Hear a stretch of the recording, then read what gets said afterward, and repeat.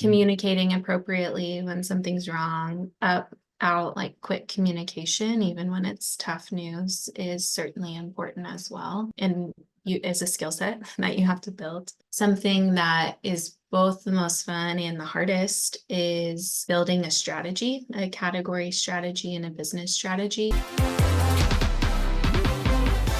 Welcome to the Job Dictionary podcast. Today, I have the pleasure of interviewing Kathryn Seguin to learn about what it's like to work in merchandising. She works at Walmart. And Kathryn, first off, welcome. Thank you. And 3 questions we like to start off with, Kathryn. Okay. In your own words, what do you do? Where do you live? And when you were a kid, what did you want to be when you grow up? So what do I do work-wise? Most commonly, my role would be called a buyer. And what that essentially means is I get to help pick products, price them, choose where they're supposed to go for customers across the country, and have them available. So product, price, positioning for our customers across Walmart stores, walmart.com nationally. Gotcha. I'm a marketing major, so we talk a lot about the P's. P's, yes, that's exactly what a buyer is. Yep. And how long have you been working on this field, Kathryn? I have been working at Walmart 9 years full time, and I started 10 years ago as a summer intern. Gotcha. And so you live in Arkansas? I live in Bentonville, Arkansas. Yes. Gotcha. And is that what you wanted to do when you grow up? Did you grow up as a kid being like, I want to work for Walmart and merchandise? I was definitely interested in retail most of my college career. As a young child, I wanted to be a teacher growing up. And then like into high school, I got interested in thinking that marketing or psychology might be of interest. So retail and merchandising is kind of a great mix of both of those things. Yeah, absolutely. And I can tell, Kathryn, like in the best way possible. Like I walk around campus and when I meet education majors, like they're just like the nicest people ever, and you definitely give off that vibe of Thanks. super nice person. And what made you get into merchandising and this career path? Like how did you get your start at first? Yeah, so I would say I became interested in kind of marketing through, I was involved in the organization called DECA in high school, Mhm. which is essentially a marketing organization. And I worked on some case competitions as a high schooler, which kind of piqued my interest and secured that I wanted to go into business and was interested in marketing. And then through college, I attended Texas A&M University, and there was a retailing program through the I worked closely in the Center for Retailing Studies and through the business school. And that really early on helped solidify kind of my interest as I became exposed to companies and recruiters and different speakers that came onto campus. So knew pretty much my whole college career that merchandising and retail was something that I was interested in. Yeah, and how did you first get started with Walmart? What was the Walmart story? The Walmart story. So I met Walmart a variety of times on campus through the Retailing Career Fair, through different speaker series. I actually, my junior year, got to come visit the University of Arkansas's campus for kind of a reciprocal exchange program with the Business Honors Program. And we also toured Walmart's headquarters at that point in time. So really through that visit, that helped open my eyes to maybe Walmart's a company I want to work for and would consider an internship in. And went through kind of a discernment process as I considered where do I want to intern, and really tried to think, I want to intern somewhere that I want to work full time. So Yeah. what caught my eyes about Walmart are really, I felt like the culture was something that was really comfortable and also very familiar, and very consistent with what I found to be a lot of the culture things at Texas A&M too, which was awesome. And I loved, so culture was definitely something I felt like learning from the world's biggest retailer was a great way to start if I wanted to get into the retailing industry. And I just had a lot of respect and passion for kind of the Walmart mission as a company of saving people money so they can live better. I think that's something that honestly makes me really emotional when I think about kind of the weight of that and the responsibility, but also the fruitfulness that comes with getting to do that every day and just the purpose in that. So all of those combined, plus just meeting a variety of great people on campus, helped confirm that Walmart was a place I wanted to start from an internship experience. Gotcha. And you mentioned you majored in marketing through the Mays Business School and Yep. went through the retail track. Mhm. But do you think, are there any job titles that other people might identify merchandising with, like maybe like retail, or maybe um, like what other titles is your job kind of also known as? Yeah, I think the most common thing would be a retail buyer, but definitely in the retail industry. I think there's also like procurement, would be a similar function, maybe not just in the retailing industry, but across different industries, maybe like energy. There's procurement roles there and some supply chain roles as well. Gotcha. And are there any degrees or certifications that are truly required to be a retail buyer? No. Just a passion, I would say. Most commonly, I think you see people studying business in some capacity, whether it's supply chain, finance, marketing. Hmm. But really it's pretty neat. The retailing, the buyer sector at Walmart is made up of a lot of diverse backgrounds. I think about even within our grocery department, for instance, like the meat and seafood team, there's a lot of Texas A&M grads who just studied meat science, and Yeah. they had made a passion about just understanding the industry and the commodities and the components. So maybe not a business background, but a technical background and kind of that product line is also a great way and entry into the field too. Yeah. And what was your path like, Catherine? Like, coming into like when you first started at Walmart from internship to the role that you have now. Yeah. So as an intern, I got to be kind of a part of a cool initiative at Walmart that we had just launched when I was an intern called the Made in USA initiative, where back in 2014, we set out a goal that we wanted to buy an additional $250 billion worth of US made goods over the next 10 years as a corporation. Knew that it was important to our customers and ultimately made it an initiative across the company. So I got to intern on that team that kind of as we were starting that initiative served two purposes. One was just education internally. So I got to meet with a lot of different internal buying teams of education of here are types of candidates that might make sense for if you're producing outside of the US today, but you have big and bulky categories or things that can be easily automated. Like those might be good examples of criteria or components that have you considered making and manufacturing in the US. So a lot of just internal conversations about resources, education, opportunities, and then some external conversations and trying to bring new suppliers into Walmart that were making US goods already and just needed a platform and a retail partner, as well as like some government agencies to understand what are areas of the country that might make sense to introduce manufacturing. So it was a lot of just here's the story, here's the vision, and education and connecting the dots and connecting the people was kind of that team's role early on. And through my internship, I learned a lot, but I think what really sold me on Walmart is, oh my gosh, when the world's biggest retailer gets behind something, they can make a difference, not just on a macro scale and on the true like national economy, but also all the way down to local economies. So there were Mhm. examples where because of Walmart's commitments to buy a certain product out of one factory in the US, like that maybe employed 1,000 jobs or 1,000 Americans in a small community. And so getting to see that firsthand was really neat and just understanding. I got excited about like you can make a difference at Yeah. a big place. And that was really powerful. So that was my intro to Walmart.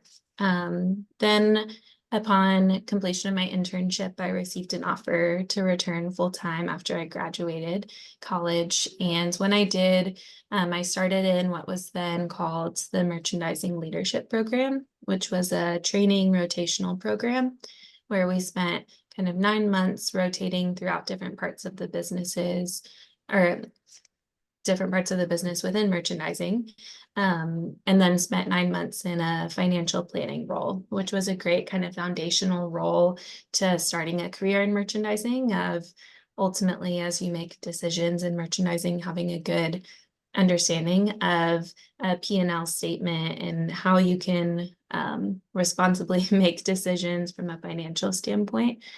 So that program was a combined kind of 18 months for me. And then I transitioned into buying. And I started at associate buyer, which was the entry level buying role at a time, and have promoted 3 or so times since then, just across a variety of businesses. So all of the businesses I've gotten to manage have been in general merchandise, which so not food, not consumables, but kind of the other side of the store. And where I Yeah. started was in lawn and garden. And I thought, cool, like I'm interested in home products, patio furniture. That seems cool. And that's what I was thinking when I first got my first assignment. And I Yeah. ended up being in lawn and garden chemicals. And they put me as a trainee buying fire ant killer. And I was like, man, they would put the Texas girl on fire ant killer. Like, Yeah. I guess Texans know something about fire ants, but at that point in time, I like had a great time. And I was like, if I can get excited about fire ant killer, this is like probably the right industry and right job for me. So since then, I've worked Yeah. sporting goods, in team sports. I bought fishing equipment for a few years. I bought hardware products, and now I get to buy school supplies. So all of it is pretty different. Most of it I am not like personally passionate about, but I've enjoyed every role and it's been a really fun career. Thank you so much for sharing that, Catherine. Yeah, you are swinging with one of the biggest bats in the world in terms of, merchandising and retail. And if you could, just kind of educate me a little bit about what does a day in the life look like for you, as a director of merchandising? What time do you start? What time do you end? Is most of your day solo work versus meetings? Are you in office? Is it flexible, hybrid? Yeah. So logistically, I'm at work probably 8 to 5 on average most days, some days earlier, some days later. I do work in person, so we come into the office full time here at Walmart, at least in the Bentonville office, in the merchandising role. I work cross-functionally, so I interact with people all day long, whether it's in meetings, at the desks, in our small groups. Um, I work on a cross-functional team, so my immediate team is probably 8 to 10 people who either report to me or I'm kind of the team leader for Mhm. from a peer perspective as well. And then in my department, I work with 40 or so individuals on an everyday basis. So, and then lots of other cross-functional teams, more extended teams in the mix. So a lot of individuals I'm consistently interacting with just internally, but then also externally. So as a Yeah. buyer, you are kind of the face of the company to all of the partners that we work with. So for instance, in my current role as the school supply buyer, I meet with Crayola regularly, so I'm very familiar with their team members and their organization. So a lot of meetings. You asked that. Yes, Yeah. I'm in meetings a lot, and when I'm not in meetings, I'm doing some sort of reporting or financial review or analysis in order to make a decision. And then as a director, I do have direct reports. So there's a lot of teaching and training involved in that too, and kind of leadership as well. Gotcha. And so you would say most of the tasks that you spend majority of your day doing are typically mostly around, can you say like just engaging in meetings and then, kind of fulfilling reports, among other things, like actually like developing and managing like those customer relationships. Yeah, and I think what's neat about merchandising is you're constantly like switching back and forth between time frames. Like all in a day's work, I today, for instance, we've just come off the Easter season and I've just reported Easter sales and how successful we were in that holiday. I've also planned for holiday this next Christmas season from an online perspective. And then Wow. I've had conversations strategically about 2 years out, what are my goals for some of my big vendors? So you're kind of always confused on what year you're in, what month you're in, but it keeps it interesting for sure. Gotcha. And Catherine, tell me, what tools or technologies do you use as part of your job? Is it mostly like Microsoft Suite or do you kind of venture out into other types of software? So what's great about Walmart, we have a lot of internal databases and tools and systems that have been created. So there's a lot of Walmart unique things that we use from a reporting standpoint and from like an execution of the business. And then otherwise, yes, Microsoft Suite, I'm constantly making slides for something or analyzing something in Excel. And then the emails never stop too. So Outlook is always open. Gotcha. And what parts of your job are more exciting and interesting to you? And maybe which ones are harder, emotionally challenging, or maybe boring? Yeah. I'll start with what's harder and then there's so much that's interesting. But what's harder, I would say, one, there's a lot of responsibility that you have, and we're ultimately paid to make decisions for the company. So a lot of conversations I have to have are like delivering no's to suppliers. There's so many companies who'd like to get their product into Walmart and space is limited. Standards and expectations are really high. So I think delivery of bad news is never a fun thing, but something that Mhm. you certainly have to be comfortable with in this role. So I think that can be challenging. I think also, um, I know the phrase of like bad news travels fast. And I always tell my suppliers and my teammates, like, we have to travel faster. So I think communicating appropriately when something's wrong, up, out, etc. Like quick communication, even when it's tough news, is certainly important as well. Yeah. And you is a skill set that you have to build. Um, I think something that is both the most fun and the hardest is building a strategy, a category strategy and a business strategy. There's a lot of facets and levels and layers that go into that. And I think in order to build a really effective strategy, like it has to be obviously rooted in data, it has to be rooted in customer Yeah. insights, aligned with the business, be realistic. And I think also visionary and easily digestible for others because I don't want just me to know my strategy. I want all my suppliers to know it so they can march towards it. I want all my Hmm. internal team to be very clear of it. So I think that's probably the most important thing that you do. So I think it can also be the hardest, Yeah. but is also the most interesting, I think, and one of the most rewarding. So those are some of the tough things, I would say. Um, Also, when sales aren't working, that's never fun either. It's always fun to run a positive business that's Yeah. growing year over year, but sometimes there are industries that are declining, and that's part of it, and you have to manage through that. So, Right. that's part of it. But you also asked what's fun, what's enjoyable. Customer insights, like I mentioned at the beginning, how I was really drawn to psychology and marketing and the customer Yes. behavior part of it. I think there's no shortage of things that the customers are telling us, and like it's very clear they're buying something or they're not. They're leaving positive reviews online or they're not. They're talking about it on TikTok and we're watching videos about it. Like there's so many ways that the customer is indicating to us what they want.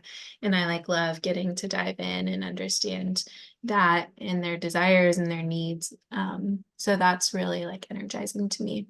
Um, I'll say two more good things. Um, One more I would say is product. Like it's really fun to get to interact with products. So the product that ends up on your shelf that you end up buying, like getting to play a role in developing that or marketing that or like bringing that to life, I think is so exciting, especially in areas where there's new technology and there's innovation and you're able to deliver that and bring Hmm. that to market, or you can do that maybe in understanding Walmart's role, like we're able to do that at a better quality and lower price than some of our competitors. And I think that value proposition and like really figuring out what makes a product work and successful is really fun too. And then the last thing I would say is just people, like it's definitely a people business. I Yeah. Would describe myself as an introvert though, so I think it's totally possible to be introverted in this field, which I think is kind of a misnomer sometimes, but um I love getting to work cross-functionally, know my teammates, know personal things about them, get to have business successes, work together as a team. Like there's no shortage of camaraderie and collaboration and like relational elements in this role. Gotcha. And are you able to leave most of your work at the office, or do you have to take some home, like typically depending on the season? It definitely depends on the time of the year when you're planning. I do think Walmart has great work-life balance compared to maybe some other retailers that I've heard. So I think Hmm. depending on the part of the season, like retail, depending on which season you're in, determines what part of the year you're in, and therefore, like it can be busy, it can be chaotic, but I think there are certainly slow times of the year, or I shouldn't say slow, slower. Yeah. I've never ever been bored, and I never leave work with checking everything off my to-do list. Like this is a role Yeah. where you just have to be comfortable that you will not get to it all and you just have to prioritize. Yeah. So fortunately, I feel like the culture of Walmart really values work-life balance and values um, like happy humans as individuals. So for that reason, I think because of the culture here, I'm able to have good balance still. Gotcha. And which parts of those of the year are busiest typically? I know obviously you with being school and office, I'm sure, beginning of the school year, maybe like August, September is a really busy season for you. But in general for, kind of merchandising and retail buying, when are Yeah. the busiest times? Well, for sure, like Christmas season and holiday season, I think it becomes busy because of the reporting and needing to respond. I would say that it might not be busy when you think it's going to be busy because so much of the retail industry bakes their plans months, if not a year ahead of time. So Oh, I'm busy in July and August, but I'm not busy because it's this year's back to school. I'm busy because I'm planning for next year's back to school already. wow. So it really just depends on kind of the lead time of the industry that you're in, and the seasonality of that industry. And then I think also what type of channel you're playing in. So an e-commerce only retailer might be busier in the actual season versus a true brick and mortar retailer where you're a year to 9 months in advance. So I think understanding that of what sector of retail you're going into can kind of help shape the timelines as well. Gotcha. And Catherine, tell me two things. What is something that people underestimate about this profession, and what is something maybe people overestimate about this profession? Like, are there, in terms of overestimate, kind of like, are there a lot of overhyped positive assumptions about how cool this job is, or maybe overhyped negative assumptions about, maybe it's not as hard as it actually seems to be? Yeah. Um, so I it might be underestimated how much is informed and decisions are based off of data. Mm, Um, if I'm a clothing buyer, like you might think that it's fun and you get to pick out clothes that you like and are trendy, but it's all subjective. And ultimately, like our customer might be unique. And just because I like something doesn't mean that the Walmart customer might like something. And so, really understanding and like being grounded and rooted in that. I think you might not realize how much is determined through financial spreadsheets as opposed to going to market and picking out cool products. There's hmm. a lot that goes into that.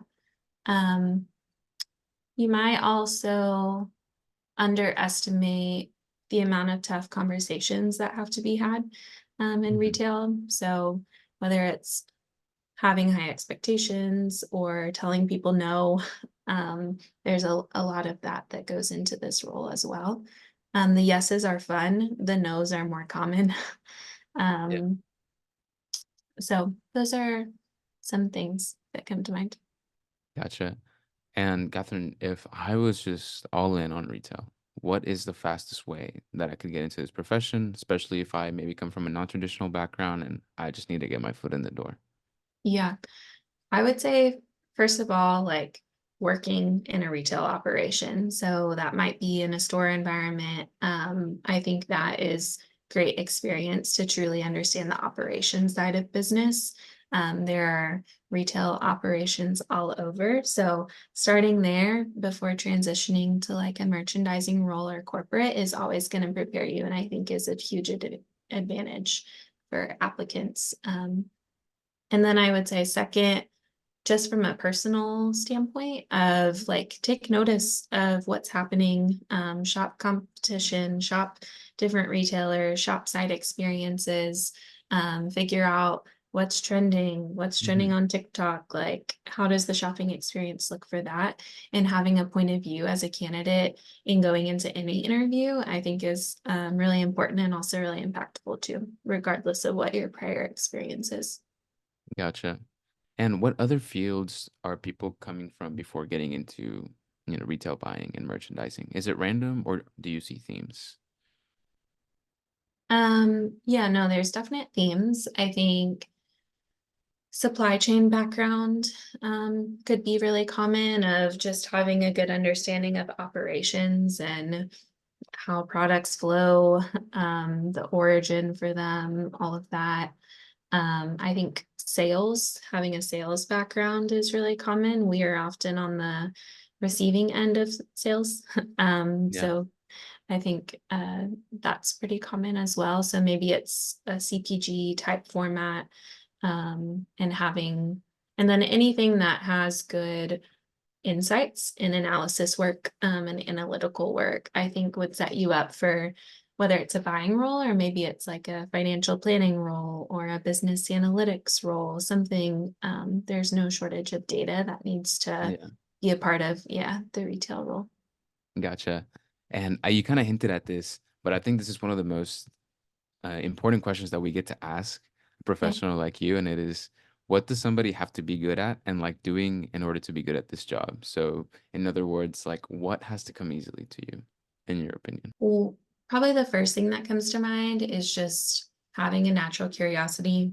That's probably true of many roles in many industries, but I think that's what I see as like a very common denominator in many successful individuals in this role. So that's certainly something. And then I think also the ability to influence, so communicate clearly, have a point of view, stick to it, influence others alongside that. I think, particularly in the buying side of merchandising, I think that's really critical as well. Gotcha. And how long does it take for somebody to get really good at your job as a buyer? I don't know. I feel like it could be a whole lifetime of learning. So I think there's different levels and for a reason, like there's different expectations of what an entry level buyer versus a managing buyer might look like. Um, I would say for sure in people entering merchandising at Walmart, I think it takes at least a year to get under your belt in anytime you switch business categories, because you have an Hmm. entire year of understanding the seasonality, the customer behaviors, all of that, and how that changes throughout the year. So I think that's really common when you're in within the retailing industry of you got to get a year under your belt, to truly understand how it's going to shake out for the entire year. Yeah. And what is the typical promotion path like from entry to the highest position you can hold, as a retail buyer? How much Mhm. time on average do you spend at each level? I've seen that it really depends and varies based off retailer, and the number of levels. So we have quite a few levels of merchant at Walmart. It's common that you would be in a role like a minimum of 3 years before promotion within most levels of merchandising at Walmart. There are other companies like Sam's Club is part of the same Okay. family as Walmart, so I'm very familiar with their structure, and they're a much flatter organization, so have fewer levels. And I think it's much more common that you would see individuals there at any level for 5+ years, just because they're really like building that tenure and experience. So I think based off the number of levels certainly determines how quickly you're going to move. But I think there's a lot of ways that flatter organizations also incentivize their people to become kind of industry experts as well, to keep them motivated in their current role for much longer. Gotcha. And what is the average salary for somebody who is interested in retail buying as kind of you're progressing through the levels? And you can provide a range even if it's broad. Yeah. I would say anyone interested, Walmart is very competitive, so keep that in mind. But I think kind of typical entry level, a very entry level retail role would probably be 50 to $70,000. But I think once you're pretty established in the buying world, like a couple $100,000, 150 to 300 is not uncommon. Awesome. And we kind of talked a little bit about what fields people are coming from, and you mentioned supply chain, sales, but are there any fields that people move on to after this type of role? Are there any themes as well, or can they just kind of springboard into anything based on the skills that they build as a retail buyer?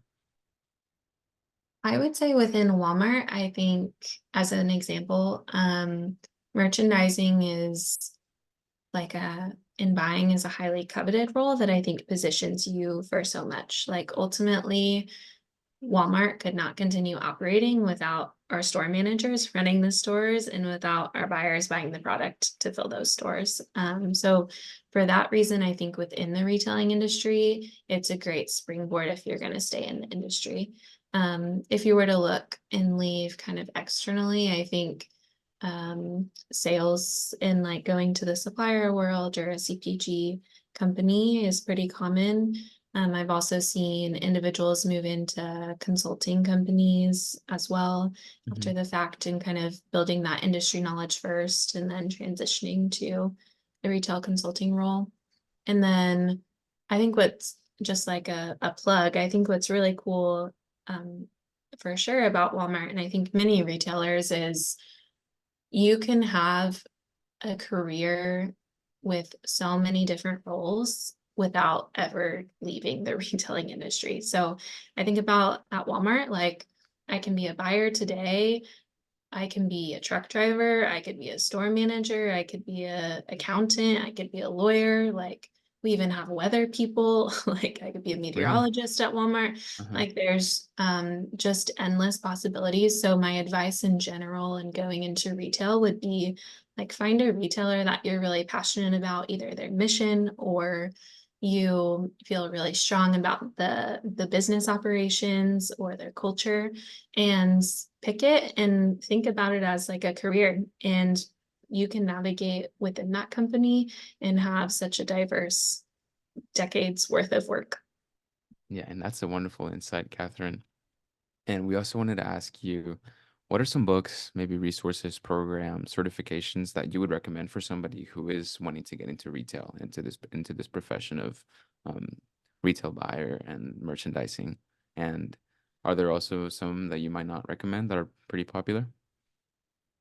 Um, So like shameless plug, I think one of the best just retailer and retail minded individuals was Sam Walton, who founded Walmart. So I Mhm. clearly drink the Walmart Kool-Aid here. But I think there's a book called Made in America that speaks about his approach to retail. And I think that's like a very easy read and just learning about approach to retail from one of the best retail minds. So that would certainly be a book that I always give my new hires.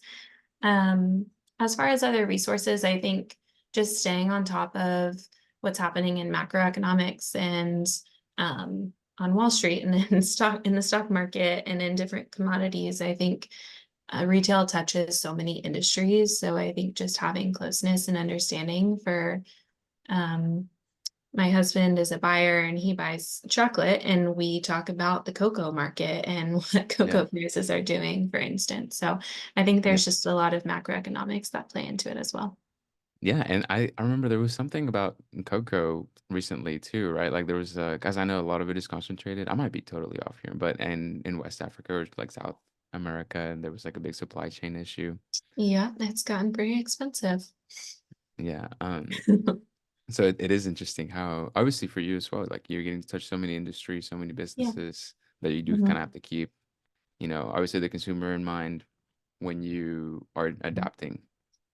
Yeah. And I think you can study the consumer like everywhere. So whenever I travel, just sitting in the airport, I find myself like observing what brand of luggage is popular and Yeah, like how people are listening to music, like what they're doing. And just all of that plays into consumer behavior and ultimately like what it tells you something about the customer. So I think there's endless ways to learn too, and just through observation. absolutely. And Catherine, transitioning into our last few questions, our last two, Mhm. this is one of my favorite ones. What would you tell your younger self when you were at the beginning of your career? One, it's not a race. Like you're going to work for a long time.